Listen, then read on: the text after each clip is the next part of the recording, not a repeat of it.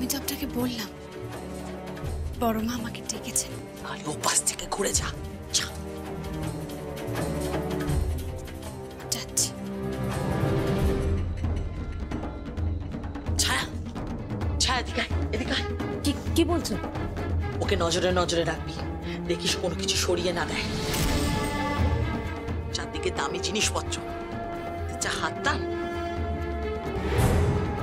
খেতে পায় না তো।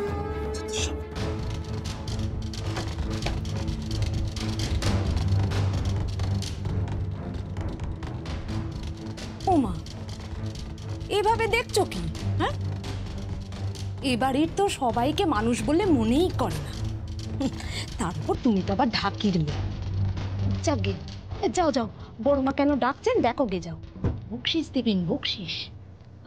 আর শোনো, টাকা পয়সা পেয়ে এখান থেকে চলে যেও, এখানে আর থেকো না, এখানে মানুষ থাকে না।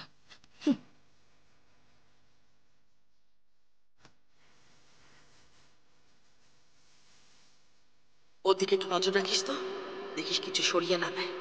চারদিকে দামি জিনিসপত্র, যা হাত টান, খেতে পায় না তো।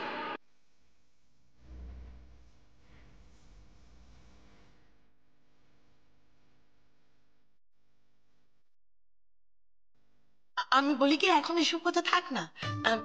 ওদিকে তো পুজো শুরু হয়ে যাচ্ছে, আমরা বরং সবাই যাই ওখানে। হ্যাঁ, সেই ভালো।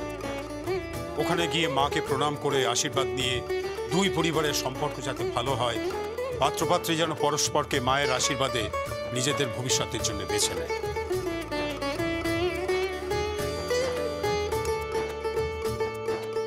আসুন আপনারা, প্লিজ চলুন, আসুন আসুন আসুন।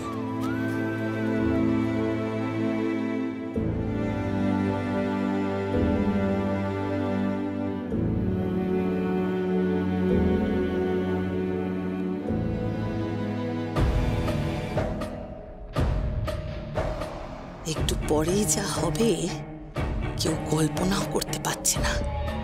মা গো মা, রক্ষা করো মা, রায় পরিবারকে রক্ষা করো।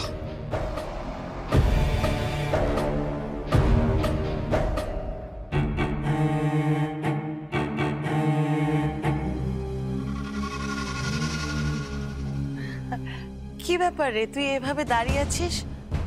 সঙ্গীত, তোর কি এ বিয়েতে মত নেই?